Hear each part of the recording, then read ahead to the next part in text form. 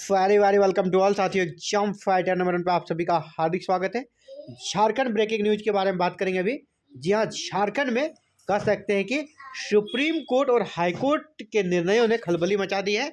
High court और supreme court के निर्णयों ने झारखंड में खलबली मचा दी है।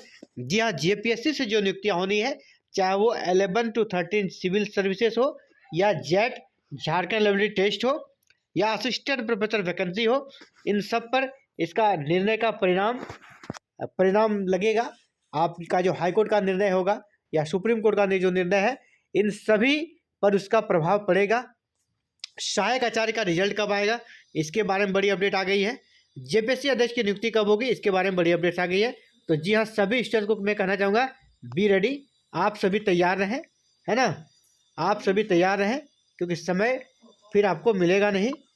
और ये आप सभी जब न्यूज़ को देखते हैं तो आपके अंदर कुछ ना कुछ कर सकते हैं कि मनोबल जो है ना आपका बढ़ने का काम होगा। क्या लिखा है यहाँ पे, सिविल सेवा परीक्षा परिणाम जारी करने की याचिका पर सुनवाई। तो ये अपडेट कहाँ से आ गई, सिविल सर्विसेज 11 से लेकर जो 13 जेपीएससी का मेंस का एग्जाम हुआ है, इसका रिजल्ट रुका हुआ है। क्यों रुका हुआ है, क्योंकि जेपीएससी के चेयरमैन नहीं है, अध्यक्ष नहीं है, और पिछले 3 माह से यह पद खाली है। इसको लेकर हाईकोर्ट में याचिका थी। तो हाईकोर्ट ने कहा 3 माह से जेपीएससी अध्यक्ष का पद खाली, जल्द भरें सरकार। और यहाँ पर कहा गया है कि इसके अलावे और भी रीजन्स हैं जो कि जल्दी इस पोस्ट को भरना जरूरी है। और बड़े ही कह सकते हैं चतुराई से कोर्ट ने एक तरह से सरकार को फटकार लगाई है। और सरकार का कह सकते काफ़ी फजीयत हो रही है कि एक अच्छी पूर्ण बहुमत की सरकार है।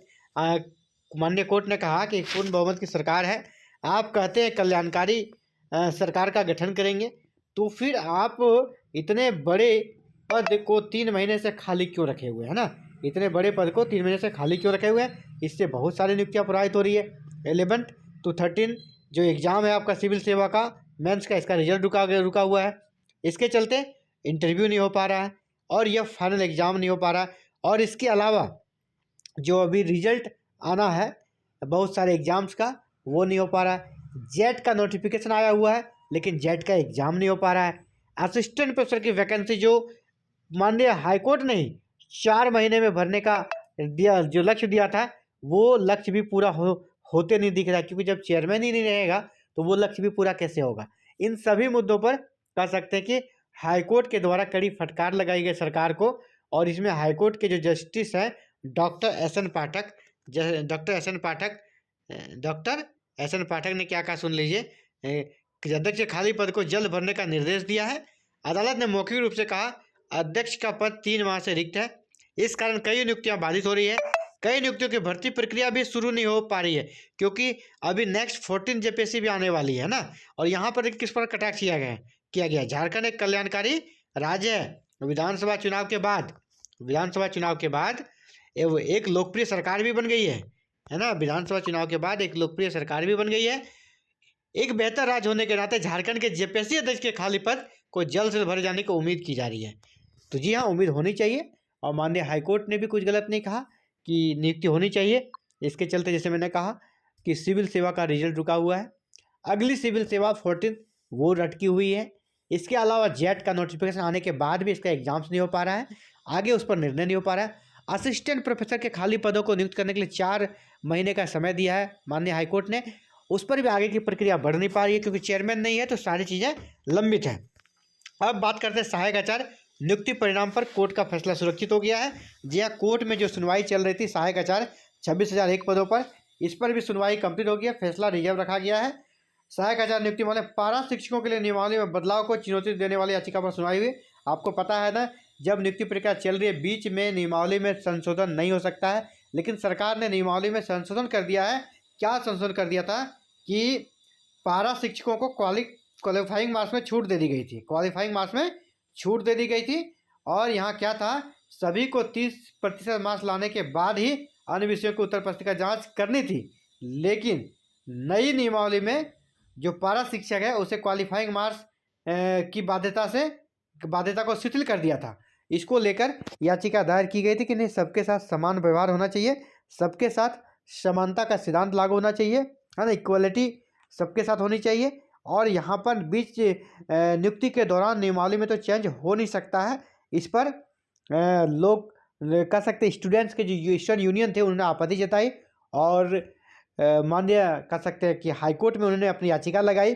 इसके अलावा एक जो बाहरी लोगों को यहाँ बाहरी स्टेट से जो राज्य में वहाँ पर शिक्षक पात्रता परीक्षा पास है उनको जो यहाँ पर फॉर्म भरने का आदेश दिया था, फॉर्म भरने के लिए चेंजेस किया था, उस पर भी एक याचिका सुप्रीम कोर्ट में चल रही है। वहाँ भी फैसला रिजर्व रखा गया है ना।